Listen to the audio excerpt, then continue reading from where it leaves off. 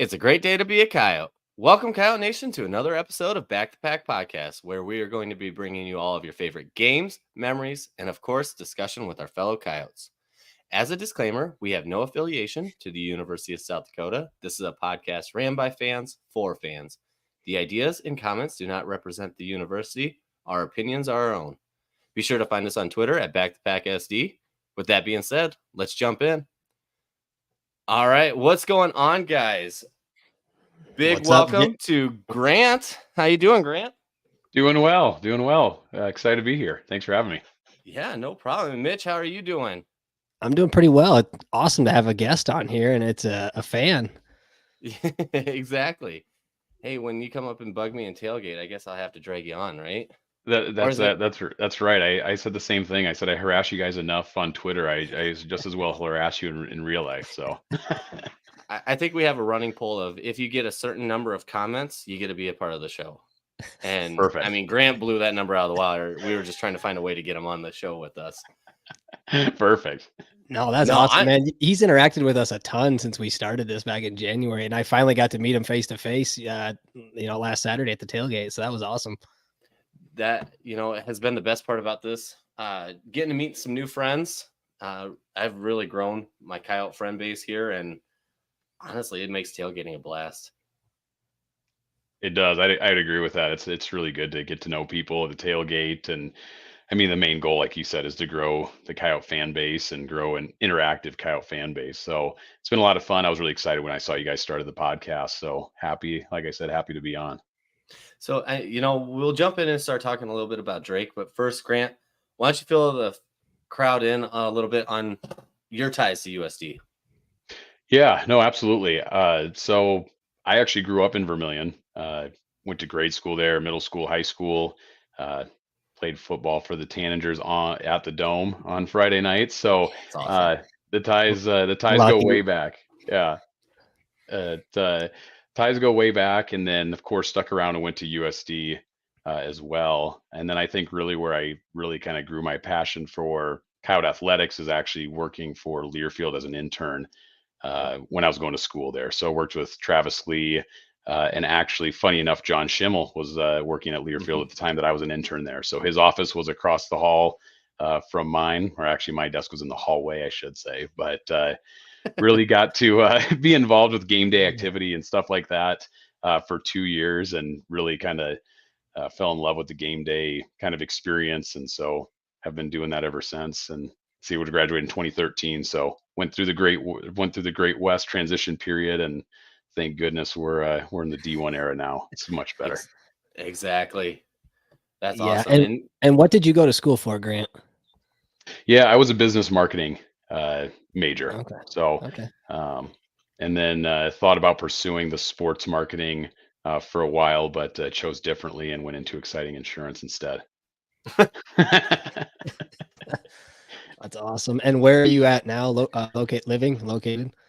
Yeah. So me, my wife, I got 3 kids. We all live in Brandon, just outside of Sioux Falls. So, and get down to the Dome every home game for football, and have been doing that for, gosh, pretty much since we graduated anyways. So just I've been buying more tickets for the kids. That's awesome. I know there's a lot of folks that burn up that I-29 going from Sioux Falls to Vermilion for young games. So that's awesome. Yes, a lot of 19 plates and a lot of Yote stickers on the interstate on Saturdays, no doubt about it. For sure. All right, perfect. Well, Grant, welcome. And to any Coyote fans that are listening, come harass us enough in tailgate, and we'll get you on the show too. So exactly. And hey, I heard Grant talking offline that you have a pretty big crew that you have, not only at the tailgate, but you said you had a block of like 12 tickets. Is that right? We do. Yeah. So that's been another fun part. A lot of me and my college buddies, we've been buying season tickets together. Gosh, probably 7-8 years now that we've been doing that. So yeah, we got a block of 12 tickets that we've got. That's grown from last year. I had a buddy who had moved away for a while, who moved back to the area, who joined us. We end up buying a lot of extra tickets. So yeah, if I think we've done a pretty good job. We're not right next to the student section, so we fit in pretty well when we're getting loud and rowdy during the game. That's awesome. You gotta show them how it's done too. Some of those students don't fully understand how to get invested into these games. So It is, yeah. Sometimes you look over and scratch your head, but actually, I will say I've been pleasantly surprised this year, especially yes, with two games that are, Northern State and Drake are not the most exciting of opponents, right? But Right. I mean, especially the Northern game, I was blown away how oh interactive yeah, the students were. So really hoping that momentum continues because we're in the real meat of the schedule now at the Valley. So need them loud every home game here on out. Yeah, shout out exactly. Coyote Crazies too. I mean, they've done a great job. All the Absolutely. organizations that go into organizing that and getting students to the game. It's been night and day difference this year so far. Yeah, I and would it agree. does feel like there's been a major focus on it. I think it's Marcus Destin, the For sure. in-game entertainment. I think is the Right. best way to describe it. Rumor has it he's going to be riding a horse into the game this weekend. So I I mean, guess at you this got point, that wouldn't shock me in the least bit with him. He's fantastic. I love what he does. And they gave away $1,000 to a student last Saturday. I think the coolest thing they gave away when we were in school was probably like a 55-inch TV, like a Vizio from Dakota PC or something like that. Oh, right, exactly. Had to make like a 50-yard field goal probably too. But Yeah, exactly. just Yeah, show up and they win get it just for $1,000. showing up. Yeah, that's crazy. Yeah, throwing the football through the wide receiver's arms. yeah, that's right. That's Yeah. right. I feel like I can throw pretty comfortably, but that is too accurate to actually Yeah, Right. it's do got to that. be a dot if you want that Oh, TV. exactly. All right, so you guys ready to talk a little Drake football? Yeah, let's talk Drake. Absolutely. Okay. Where do you want to start at?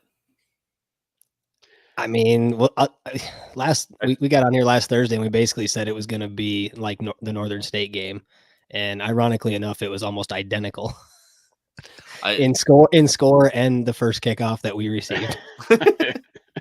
I was just about to say that. How ironic that those games were so similar and started the exact same way, right?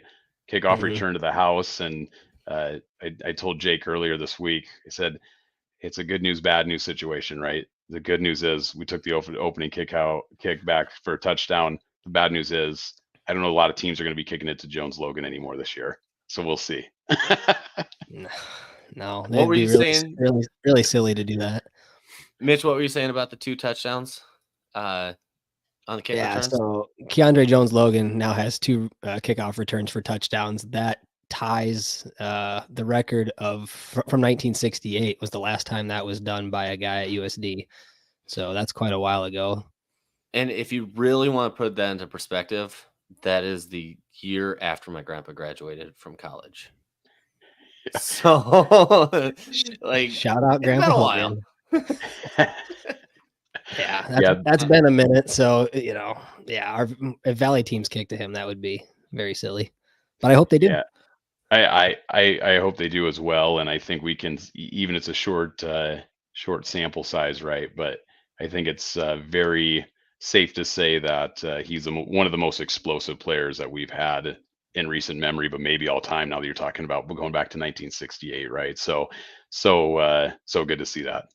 Yeah, and his career is still young too. There's a lot more to come. Absolutely. I will say now is the time to get a little sneaky with it. I was telling you guys this off the before we started recording. Let's put Keron Adams, geez, up in the up man there, right in front of him. Throw him off a little bit. Nobody has any idea what he can actually do because he hasn't been in the open field yet. Mm-hmm. And let's house another one until they just start Right. muffing it or just doing the short hops to our front man and we get the ball at the 40-yard line anyways. We were Right. kind of joking after the game too. Is why don't we put him back there at punt return and see what he can do? I was kind of half joking when Mark and I were talking about that, but I mean, I'm kind of serious too. See what he can do. Like you say that, but what Carter do in the first game? Yeah, and he's run one back too. So I mean, definitely we got guys that can do it.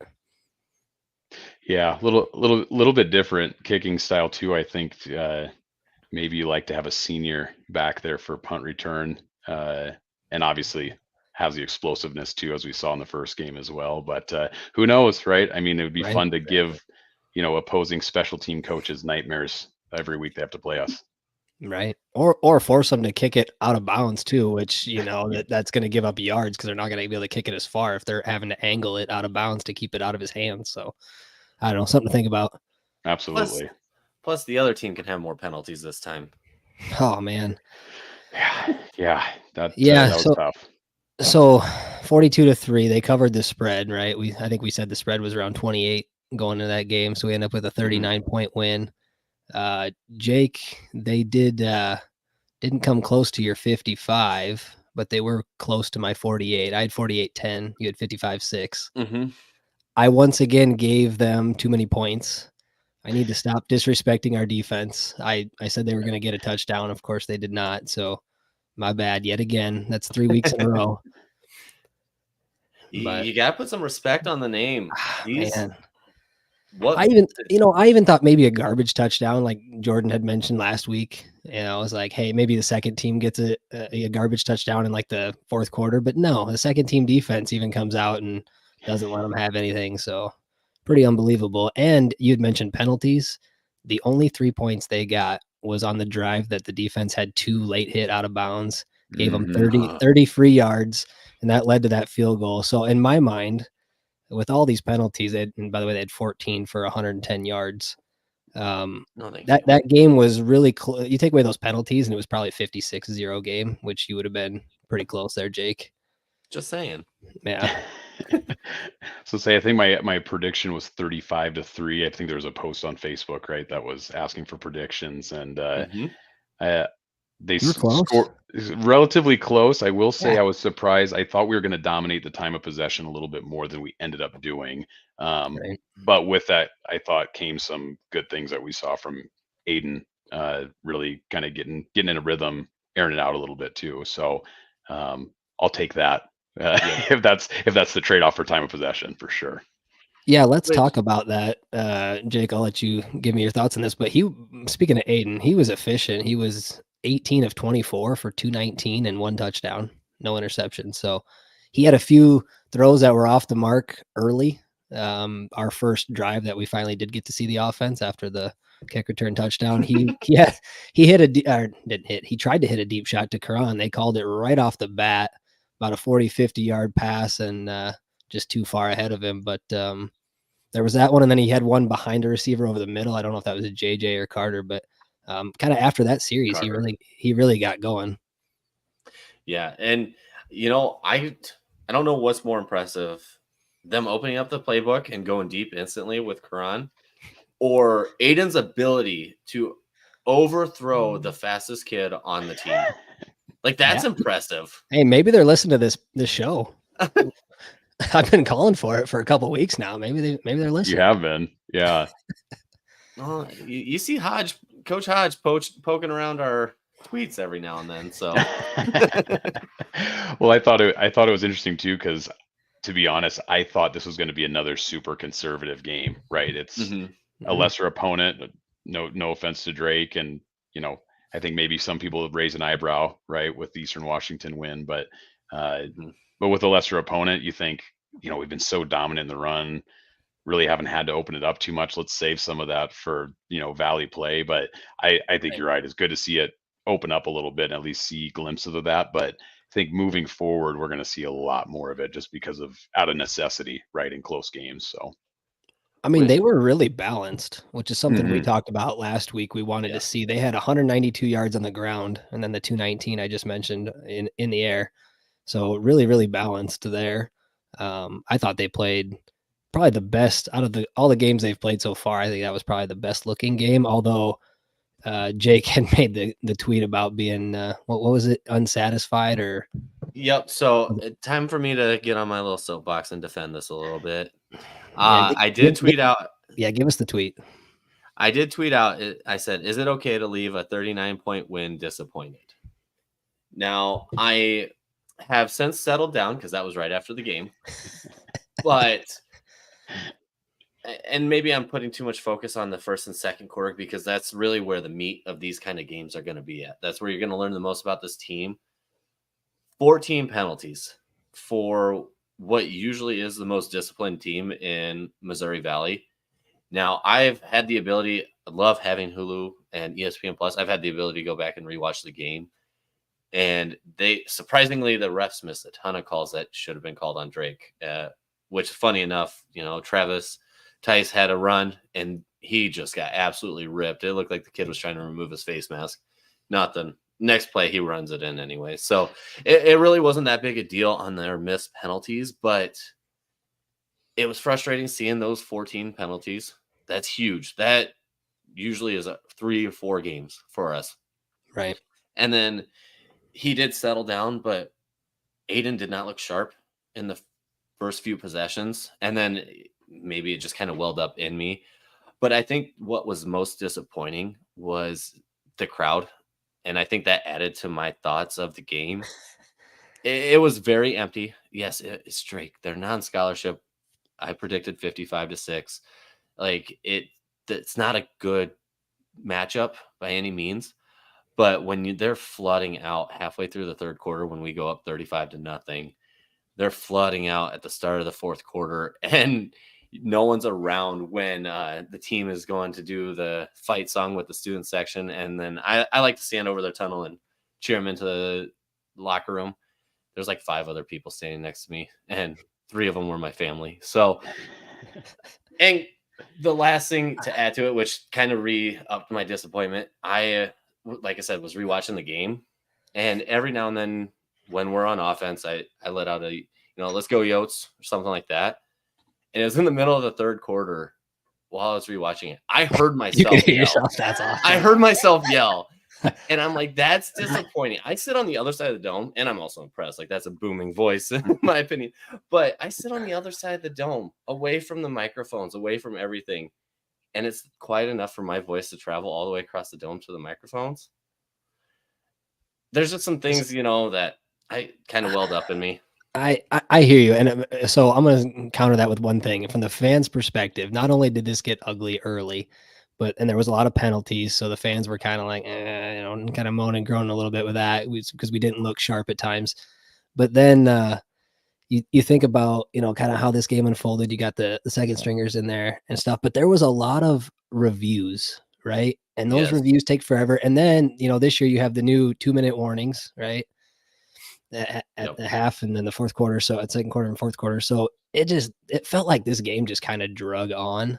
Especially in the second half, it got pretty dry. And so I don't fault the fans there, just with the way the game plays out nowadays with everything there's around the rules and stuff like that. But the reviews that mucked it up, the penalties mucked it up, and the score was ugly. So I don't fault the fans completely, I guess. And this week, as we'll talk about here shortly, but this week's will be a little different than this Drake game. So, but overall, like we were talking about the 14 penalties, man, we had 4 to end the first quarter.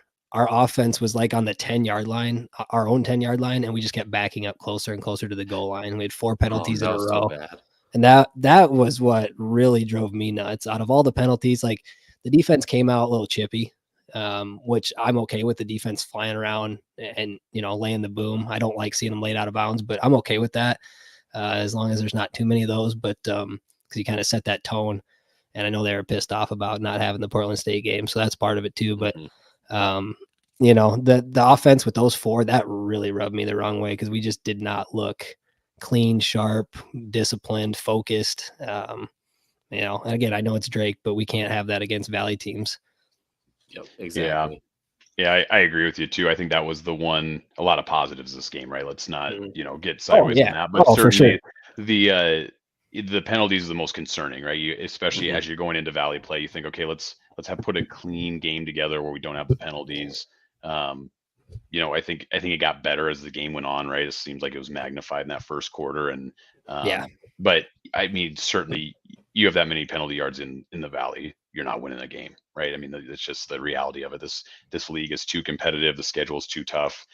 Those things can't happen moving forward. So I'm certain the coaching staff is going to have that cleaned up through this week, because that's really the only focal point negatively that I really kind of highlighted, because there's a dominant performance, but it's one that's easy in my mind to clean up, right?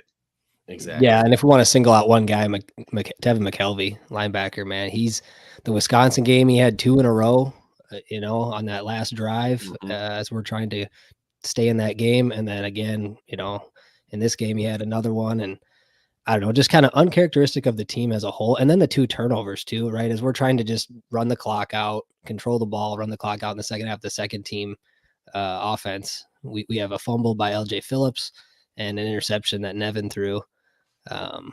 Just not ideal and not clean, not what we want to see, especially when we're just trying to run it out. The good news is that wasn't the first team offense, but still, nonetheless, not something you want to see. Exactly. Now, with it, I do want to ask you guys, do you guys remember what football was like when we were in college? What the scores were like? We did see a lot of 42-3. There was a lot of that. Well, there's sometimes we saw 42-3 and we weren't on the winning end of it, right? And I think that's why I stick around for it too. And no doubt. I love seeing the guys' face when they come off the field and after the win, stand over the tunnel. They're excited. They're celebrate. It just feels good to watch that. They go to battle for USD, and it's cool to see them excited after it. And they deserve everything because what we were 2 seasons ago is not anything close to what we are now. Mm-hmm. And that's actually a good point you make, because I don't want fans to feel spoiled. Like, we shouldn't. This is only the second year here where we're ranked highly, and we moved up this week. We're now number 5 instead of 6. So, we can't get spoiled. It doesn't matter who the opponent is. I mean, a win's a win. Support if you can, make it to the game, stuff like that. But yeah, we can't get complacent and get spoiled. We're a long way to go to get to where we want to be. Yeah, exactly. All right, so enough about the negative. Let's talk about the positives on this. What did you guys like seeing the most?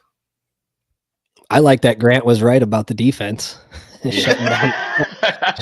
was about to say the same thing. I like that I was right about the defense too, and I thought they played incredibly well.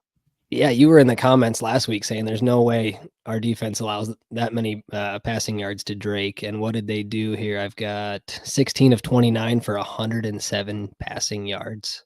Yeah, and a 211 total for the game, right? So that's terrible.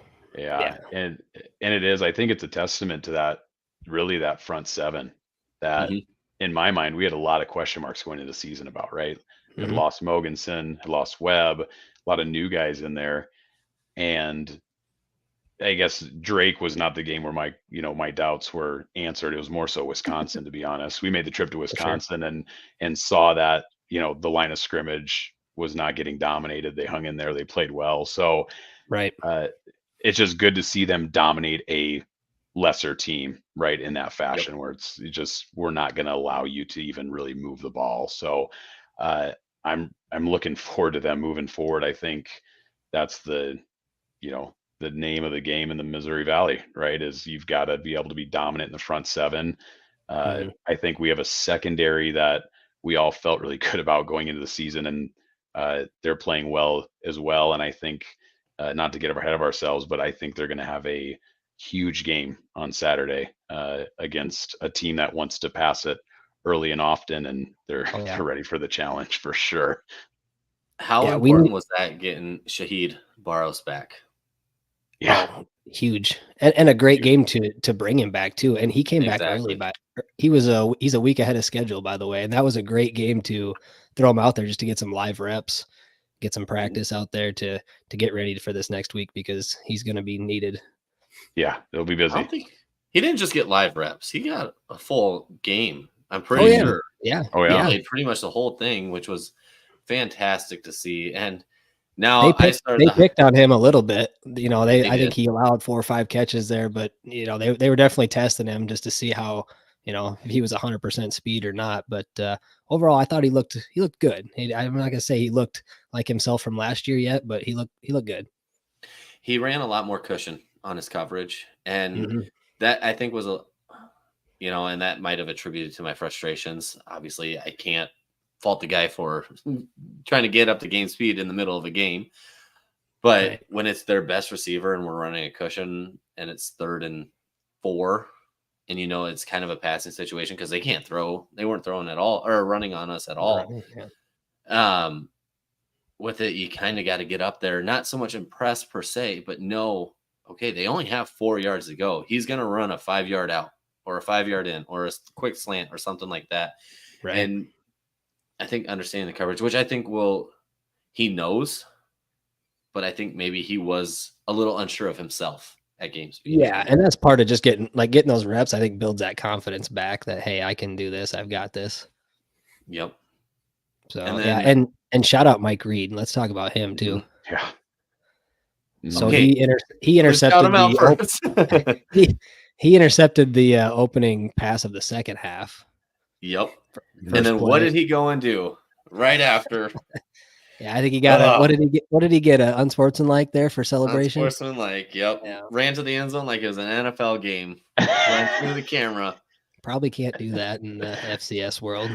Yeah, that's again back to the penalties. Something that you can't give up that kind of yardage in the Missouri Valley. You can in the Drake game when you're up 28-3, right? But let's not see it in a 17-14 game, right? Yeah, exactly. I will say it goes along with I put out a tweet today too, saying something along the lines of this coming weekend is going to be the game where Barros and Reed prove that they're the best cornerback duo. I don't think just in the Missouri Valley. I think in the nation, but definitely in the Missouri Valley. Yeah. And speaking of that, we have the number 1 scoring defense in the Missouri Valley. And fourth overall in the entire FCS out of 129, 130 schools. We're only allowing 11 points per game, so that's pretty fantastic. That's absolutely nuts. And the funniest part is, even if we did play that 4th game against Portland State, I still don't think that points allowed average would change. No, it probably would go down. Yeah, I'd say we'd give up somewhere between 3 and 10. Yep. Right. Yeah. The defense is really playing similar to what they did last year, and that was the anchor of the team last year, right? So I think that that formula with what I perceive as a little bit improved on offense this year, boy, it'd be hard. It's hard not to get excited about the Yotes if you weren't already, right? I mean, I know we are, but casual Yote fans, it's now's the time. To your point earlier, Mitch, is get yourself to the dome and come watch this team because this is a good football team, and they have some big expectations. Mm-hmm. Yeah, for sure. And then my last positive I had, Jake, was Tice. Tice is back. He got going finally. Mm-hmm. He had I don't know around 90 yards, 94 yards, something like that. 2 touchdowns, and the leap over the Drake defender was pretty cool too. Who knew Grandpa could jump so high? Yeah, right. That was great. That was great. Everybody collectively gasped in the dome, right? Everybody went, "Whoa!" He's throw his hip out with that kind of jump. When he did that, there was 15 seconds left to go in the second quarter, and that was like a 20-30 yard run. But I thought he was taking that one to the house. Oh yeah, and that play, really speaks to the volume of it. We had some potential then to move down the field and actually make it the same exact score as Northern State versus USD, kick a last second field goal. Yep. Because then we had a really big passing play, and guess what ruined that play after that? Penalty? Penalties. Holding by, if I remember correctly, it was on JJ. Backed us back out of the field goal range, and then it was a lame Hail Mary attempt. Funny enough, missed penalty by the refs on Drake, which was right in front of you, Mitch. It was right in front of me, and he hit him in the back before the ball got there. That was definitely a missed DPI that we could have easily had there. And I think you had sent me a text right before that play that said, let's try a 65-yarder with Zeke. Yeah, he deserves it. He could do it. I would have loved to see that, just to see how close he would have came. Everybody loves a long field goal attempt. There's no doubt about it. Kick it from that nice big new paw. Come on, let's see it. Oh man, that would have been a great game to try that too. By the way, absolutely. Exactly. All right. So on the offensive side, I was nervous about was JJ did end up limping off the field. Funny enough, though, we can all rest assured that he is good because he was involved in the football tweet with the video of is water wet discussion. He was fully padded up. You know, I'm watching that. I watch those kind of things with the volume off just so I can make sure I know who's suiting up. I've been looking for Barros for like the whole season leading up to the last game. But JJ is fully suited for practice this week, so no worries there. I think it was just I think on the injury front, I think we're pretty clean at this point. I don't think we really have much of anything. Knock on wood, And, right? and hey, you know, that might be a blessing in disguise playing one less game, because there's a lot of Valley teams that have a lot of guys out right now. And we're gonna get into it, but Southern Illinois, they built a new hospital ward. Let's just say that for them. Yeah, why don't we just switch gears? I'm done with Drake if you guys are. Yeah, I'm good with Absolutely. All right. We can flip over, and honestly, I'm excited. We're finally at our football. You know, we're finally at FCS football. We are finally at competition. We're finally in the Missouri Valley again. And yeah, I'm just ready for some real, true football now. Absolutely. I think you guys probably saw me tweet it this week, but to me, and I've had this game circled on the calendar all year, this is in my mind, the most important home game for us this year. That's changed slightly with DJ Williams going out and the injury front that SIU's had, but I mean, it's such a huge game on Saturday, and hopefully people understand that too and are excited to get to the game. But it's a big game for us, no doubt. Exactly. Now, I think, we'll start right away on the injury front. And you're right. Their starting quarterback, who is a dual threat, absolutely horrifying, would have put a test on these new linebackers that we have to truly see where we stack up for them. Yep. He's done for the season. But not only that, if I remember correctly, I think, Mitch, you told me their top 3 running backs are out. Yep, their top 3 running backs. They're down to a couple freshmen.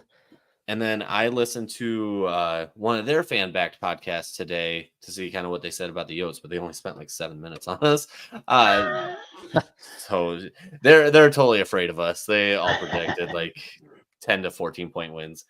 But not only that, they did mention they're not sure. It hasn't been announced at the time of the recording, but their starting tight end, he's out.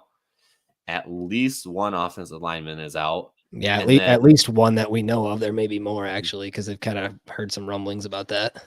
And then also, not just that, but then their stud rush end, he's out.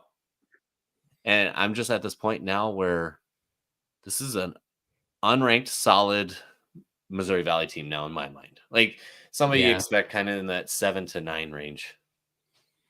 10 of the season. Oh, you're talking about them in terms of the Valley? Yeah, that's kind of where I expect them to end their season at if everything stays consistent with where they're at currently now.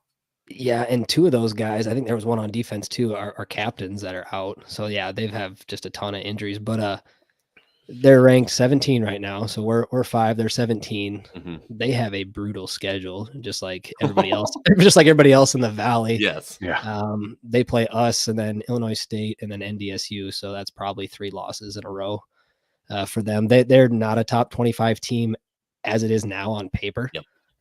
They were they were looking like a top 10 team, but then all these injuries, and they're just not what that team is. So I think that, they're going to fall as the season goes. They're going to fall out of top 25, like Jake mentioned, and probably down to the bottom third of the Valley, to be honest. But yeah, so that changes the perspective on this game a little bit, because honestly, if they had DJ Williams, who, if fans remember, he was at Murray State last year. So we saw him in the Dome. He's a true dual threat quarterback. I mean, he was throwing for 300 yards and rushing for about 100 each game. I mean, he was their entire offense. Now that he's out and the running backs are out, they have 0 run game. Absolutely 0 run game. They couldn't run on SEMO last week. They're going to throw for like 40, 45 times this game. Right. Because that's all they have. They did. They really abandoned the run in that game last week too, which I get it, right? You're on your back, you're on your 4th string running back, but again, back to our conversation earlier, I think the secondary is going to feast because they know it's coming, right? They're going to throw it 40, 45, maybe 50 times, and You're exactly right, Mitch. I mean, a team that looked like a top 10 team in the country on Mhm. paper, they had the Mhm. pieces in place. I mean, a dominant defense last year. If you guys remember the grinder of a Oh, game yeah. that Oh man, Yotes played out there, but now with the injury bug running rampant, it's really hard to gauge, right? Like it's just yeah, hard to gauge what this team is going to look like. We got a preview of it a little bit last couple of weeks here, but uh, I think you'd highlighted the spread at minus 11.5. That seems right. I wonder if that spread would have been closer to about minus 6 or 7, had these injuries Yep. not occurred, which was Mhm. kind of why I had highlighted this game as like a almost a must win when you think about final standings in the Valley. But yeah. I think that has changed. Unfortunately for them, you feel bad because the injury bug's a tough way to go, but certainly benefits us. Absolutely. And speaking of that game last year, you'd mentioned it. It was 14-7. And if you remember, we had a absolute huge goal line stand in the final minute. Oh, That yeah. was a heart attack.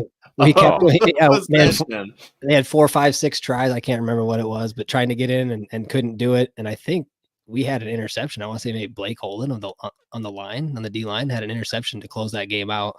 I believe you're right. I think that is right. If I Brandon remember Webb. Was it B Webb? So Yeah. yeah, and that Yep. was an absolute grinder of a game. Just punch after punch after punch. No team could really score. Mhm. And their defense was phenomenal last year.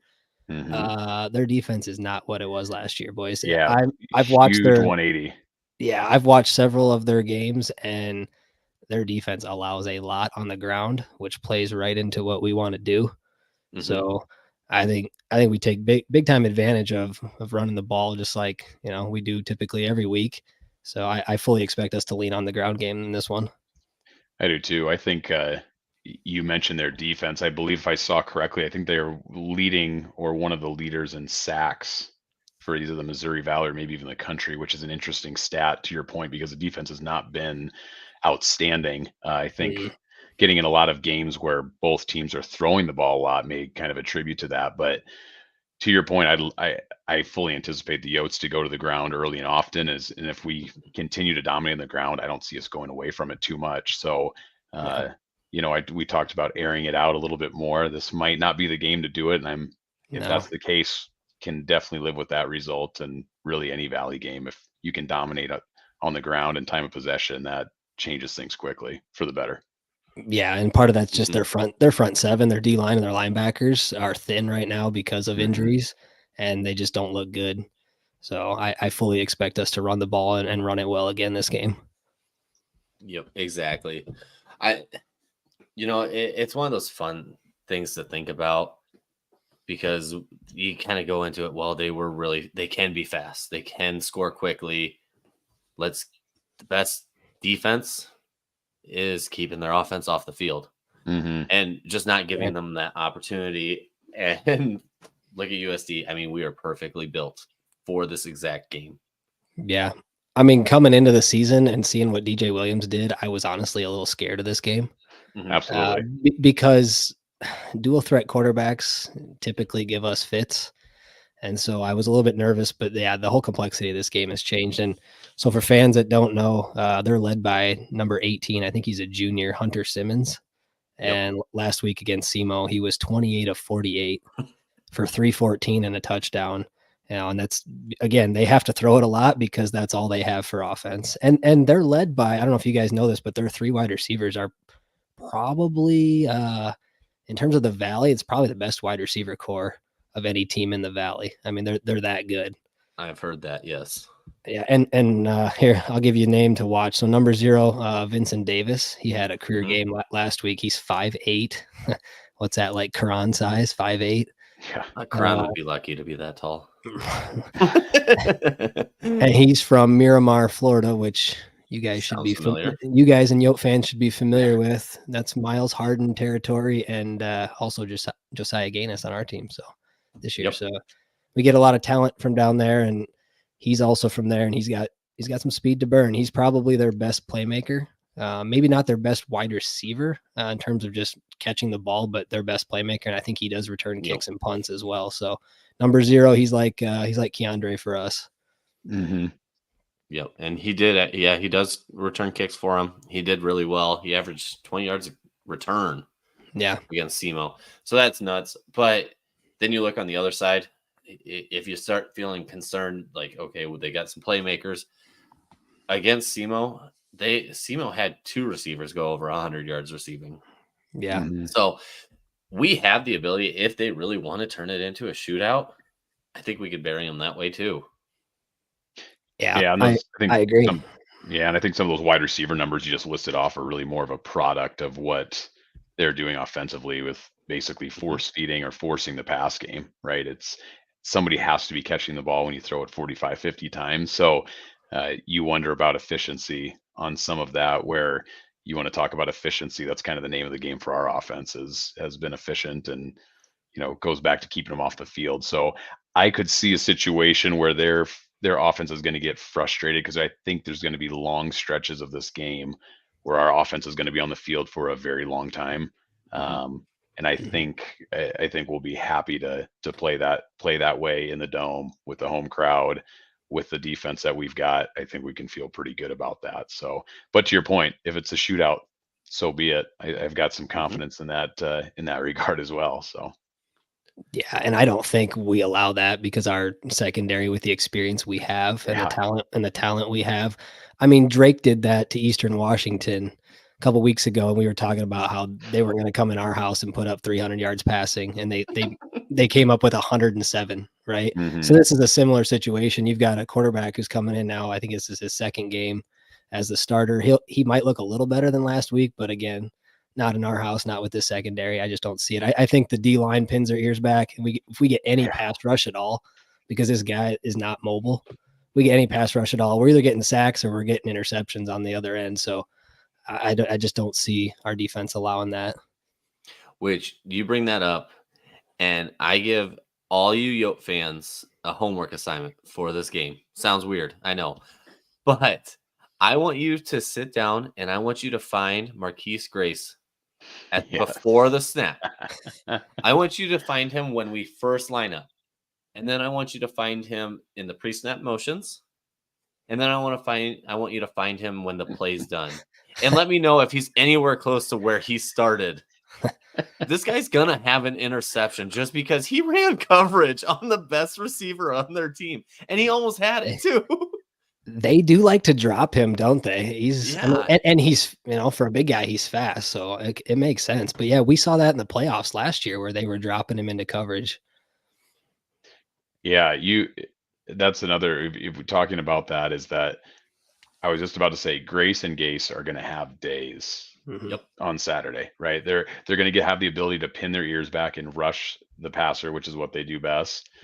Couple that with a secondary that we feel really good about. I foresee, I think we're talking about 3-4 plus sacks in the game.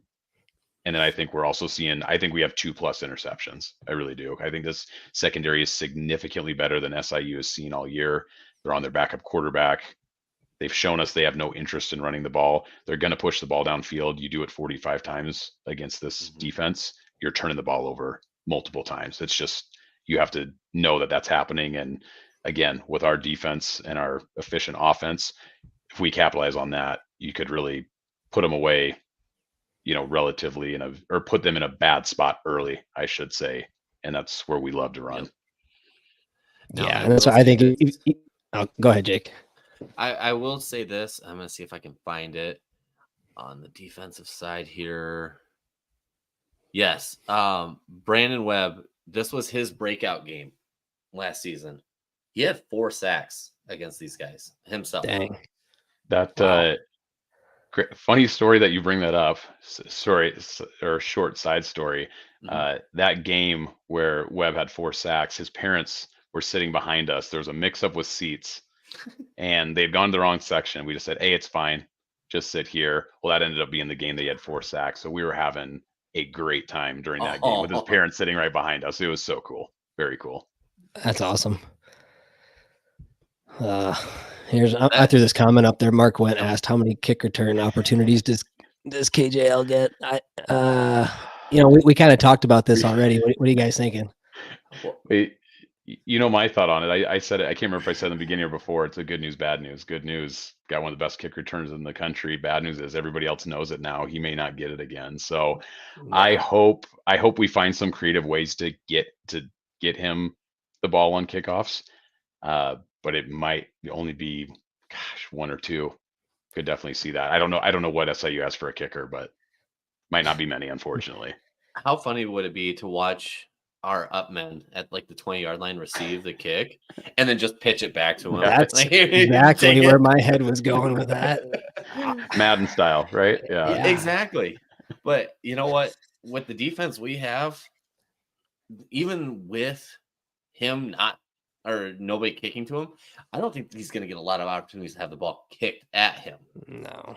Right. And that's Right. stand. I mean, yeah, he has 2 touchdowns. Well, in 2 of the 3 games, we've only had 4 total kickoffs because the Mhm. field goals for both, and then Yeah. opening, I guess, in the beginning of the game, or Mhm. second half for the first one and first half for the second one. Yeah, and the Wisconsin kicker kicked it out of the back of the end zone every time. So Right. Exactly. So defense will limit him on his returns, and the kickoff team's going to limit his returns. But if he gets one, boy, I put some money on him returning it for a touchdown again. I agree. Mhm. And one thing I want to credit to, it's not just him too. Right. On both those kickoff returns, I was celebrating before he moved 5 yards forward. Like you could tell there was a lane already. And my Mhm. favorite was against Drake. We had 2 guys laying on top of a Drake dude. Like they pancaked him and laid on him. And Tice threw a nice block there too. I don't know if Yes. if Jordan's in here or not, but he can attest to this because he was sitting 5 rows behind me there in H. And as soon as the ball was kicked, I saw it in the air and I saw it was going to him, and I put my hands up signaling touchdown. And as soon I swear to God, as soon as he broke through the first wave of tacklers, I turned around and I looked at Jordan and his boys and just said touchdown. And I didn't even watch the rest of the play. When I turned back around, he was about the 10-yard line running in. I knew he was gone. Wait, I'm glad you bring that up because I forgot about it.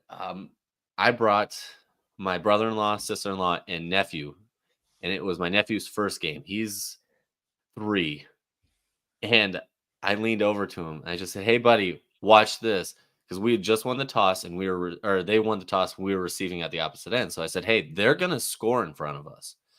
Apparently, I was way more correct about that than I thought I was gonna be because he returned it right to our corner of the end zone. Mhm. Yeah, you make a good point is that both kickoff returns, really no moves needed to be made, right? It was just a straight line speed return, and so that Mhm. bodes even better, right? To the returns that can happen with anybody if it's Right. blocked Exactly. correctly. So, Right. and boy, it just there's nothing more exciting than seeing a guy catch the ball and everybody collectively kind of goes, "Ooh, that guy can take it at any moment," right? Uh-huh. That makes football great. All right. So if there's anybody watching that has any other questions, feel free to throw them in the chat right now. But do you guys got any keys for the game that you're looking for? I Yeah. uh I hit on a little bit earlier. I still think if we can dominate that time of possession with this team and Mhm. uh, force that offense to stay off the field, I think we have a uh, really great opportunity. I think the other key that I had written down here as well is that SIU's pass defense is pretty sketchy, right? Yep. So Mhm. uh, I'm really looking for Galbraith to have a big game. I think he's got an opportunity to really exploit them uh, on the offensive side. We haven't seen a lot of him. I'm assuming he's healthy, right? I think he has an opportunity to really get some mismatches that we like. So I'd love to see him have a big day. I like I it. I agree just because he's my favorite player. So yeah, There you definitely, go. definitely So agree with that. you're just gonna piggyback on the keys. You're not gonna throw your own out there. Are you talking to me? Oh, of course. Oh yeah, here I'll give you mine. This Okay. game on paper, we're the better team. We've talked about it. Mhm. Because of the injuries, you're gonna see them when they come out on the field. They're gonna look like a Missouri Valley team in terms of size and speed. No more cupcakes. No more D2s. no more Drakes in our building the rest of the way. You're going to see them, and they're going to look like us in terms of their size and their speed. But I think at the end of the day, I think you guys already mentioned it, but it's going to be that chop wood game where we just pound the rock. In Tice's words with his podcast, pound the rock. I think we're just going to keep chopping wood all game long, and eventually it's going to wear them down. We're going to control the clock. We're going to control the ball. I'm going to have a ton of yards on the ground too. But really, at the end of the day, for me, it's an attitude and effort game. I just don't want to see us come out, flat or looking like just kind of going through the motion, so to speak. I want us to come out with an attitude of aggressiveness where we're attacking and go out and win this game early, get up by a couple scores like we think that they will, and just kind of own the game, control the game from start to finish. And it's got to start with attitude and effort. Yeah. I have 3 keys, and it's Travis Tice has 20 plus carries. It is Charles Pierre Jr. has 15 plus, and then Aiden has 250 passing. And that just that leads into both of you, what you guys are saying. Mm-hmm. That's really where my focus is going to be. Grind the clock out, but let them know that we can throw, and Aiden's there. 250 will be his new season high as of now, but let them know that all that potential is there. Plus, there are going to be moments in this game where a little bit of speed does break through, and we might see 3 touchdowns pretty quickly by both teams thrown up there, but then it calms down. And as long as we're standing on the right side of that when the dust settles, I think that's all that matters. Yeah, I agree. And I want to see the defense bring the boom too. They've been flying around in every game they've played this season, regardless of the opponent. They've been flying around. They've been tackling really well, laying the wood on some guys. We've had a targeting penalty, but I just want to see the defense set that tone again, just like they did against Drake. Like I said, I'm okay with some of those early. I don't like seeing them late out of bounds, but I want to see some of that hard tackling just to send that message that, hey, we're here. This is our house. We're not giving you anything easy. I think you hit those receivers a couple times, going across the middle, you lay the wood on them. They're going to get a little nervous. And I think that that's enough to deter that passing game on top of, the pass rush and everything else we already talked about. But yeah, I want to see that defense attack. I'm really, really liking what I see from this defense. I just want to see more of it.